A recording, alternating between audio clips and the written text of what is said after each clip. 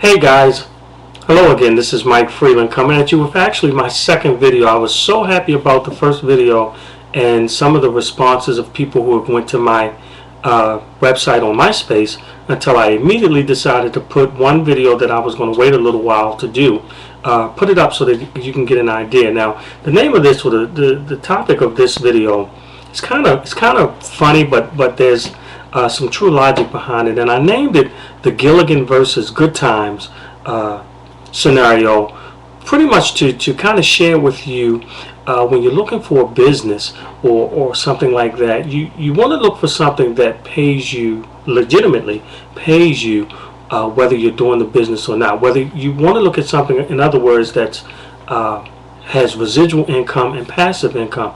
And I used Gilligan, the show Gilligan and the show Goodtimes, because number one, both of them were two of my favorite shows when I was growing up. But then as I got older and I got into a business mindset, I looked back and compared the similarities and the differences in what it was that they did. So real quick, let me just share with you something about both of these stories, both of these shows, and how they kind of complement what it is that we do as far as making residual income and passive income as well.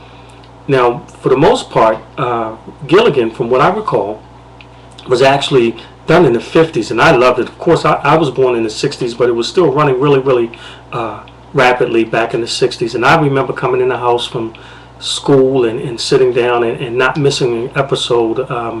And then as time went on, I bought books on it and kind of learned the insides and out. But I too went through the whole scenario of which one did you like, Ginger or Marianne? And I kind of liked both of them, to be quite honest. But I think most people kind of swayed to Marianne, and the reason being is when you look at Marianne versus Ginger, it wasn't a physical thing. It wasn't really, to me, a thing of beauty, because both of them were and still are beautiful women.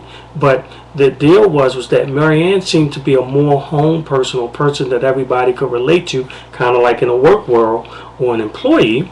And Ginger was kind of, the president of the company or what have you. Now, of course, the Howells, definitely, they owned the company. They were, at that time, Microsoft, Bill Gates themselves.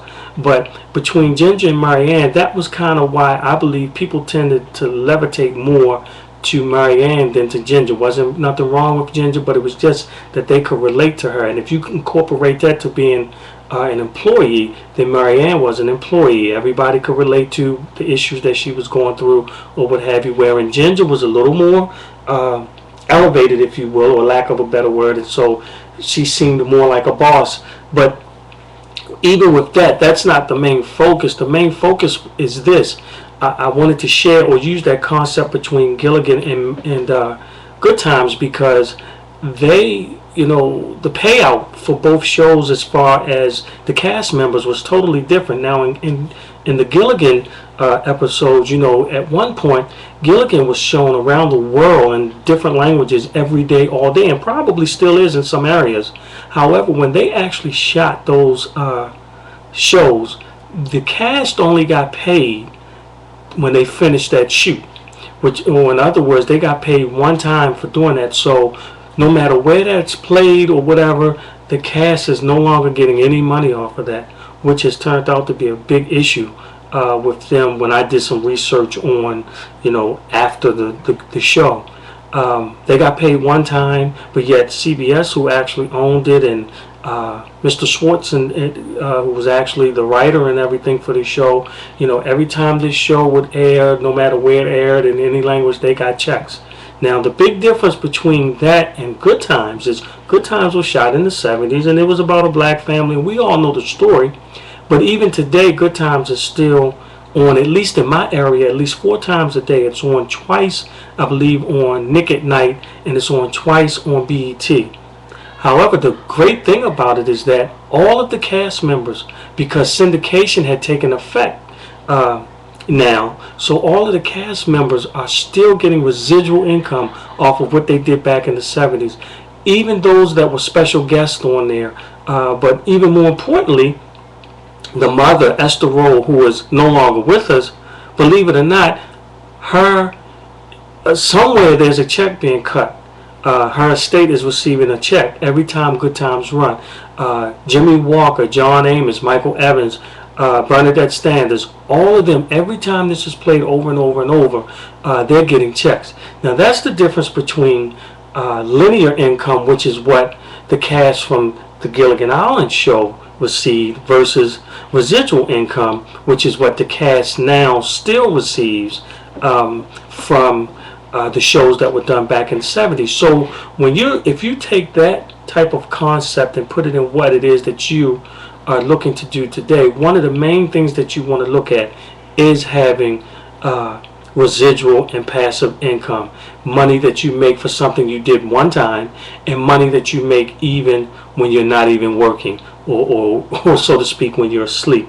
So I kind of hope that kind of lets you get a kind of good understanding as to what it is. One of the things that you want to look at when you're actually looking to get involved in a business. Again, if you want to check out the business that I'm involved with, you can go to my MySpace page, which is myspace.com / Gotten Only, GOTNONI. There you will see several video clips on the company, as far now, not pretty much the company speaking about itself, but more so what other people are saying about the company. You'll see several news reports from around the globe on what the company has done and is continually doing for everyday people like you and me. So again, until my next video, or until I hear from you via a note, an email, or what have you, again, my name is Mike Freeland, and this time it has been even more of a pleasing pleasure just to sit and spend a few minutes with you. So until I talk to you again, take care and have a blessed day.